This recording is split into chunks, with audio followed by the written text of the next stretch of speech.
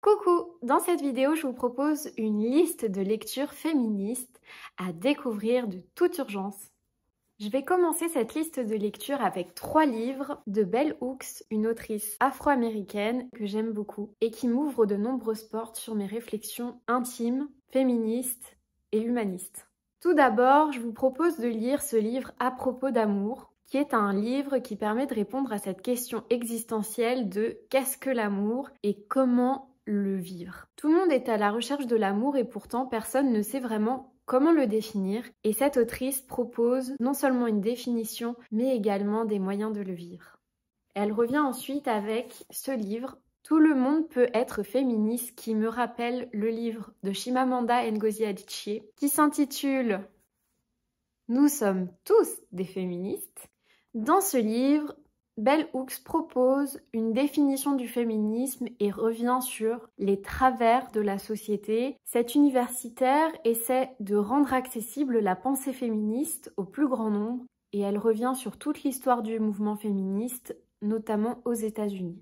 Enfin, La volonté de changer, qui conclut cette quête de l'amour et du féminisme, donc de l'égalité et de la fin du sexisme et du patriarcat, c'est la volonté de changer, d'évoluer, d'être différent et de ne pas répondre à ce conditionnement qui voudrait que les femmes soient à la maison, à biberonner et à faire le linge sale quand les hommes sont à leur loisir. Pour ceux qui ne veulent pas se lancer dans de longues lectures, il existe ce petit essai de la collection Alt que j'aime beaucoup, qui revient sur l'intérêt du féminisme en termes d'égalité sociale.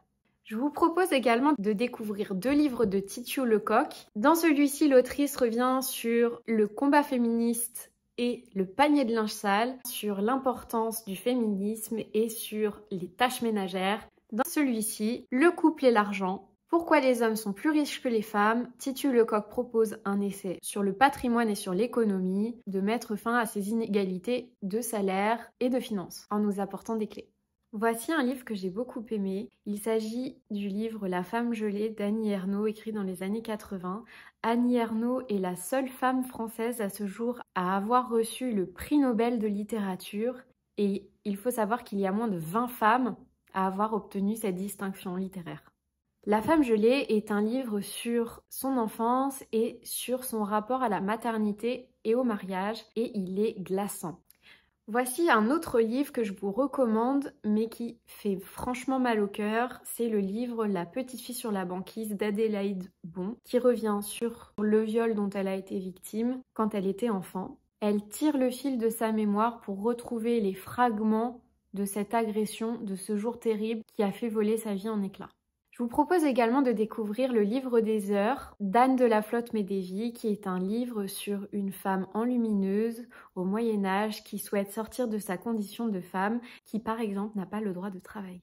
Voici un livre qui m'a été suggéré, Femme désirée, femme désirante. C'est un texte qui revient sur la vie sexuelle des femmes et qui nous interroge sur la place qu'elle tient dans la société. Et voici le meilleur pour la fin, l'intégrale de Culottée de Pénélope Bagieux. Rockstar ou femme à barbe, athlète ou chamane, exploratrice ou travailleuse sociale, les culottées ont tracé leur voie. 30 portraits de femmes qui ont lutté contre vents et marées pour faire ce qu'elles avaient à faire. Ce qui est intéressant, c'est qu'il s'agit d'une BD et cela rend plus accessible le message féministe. Les petites filles n'auront pas forcément envie de devenir des princesses, mais peut-être des astronautes. Voilà pour cette vidéo. Je vous souhaite à tous de belles découvertes et je vous dis à bientôt pour une prochaine vidéo.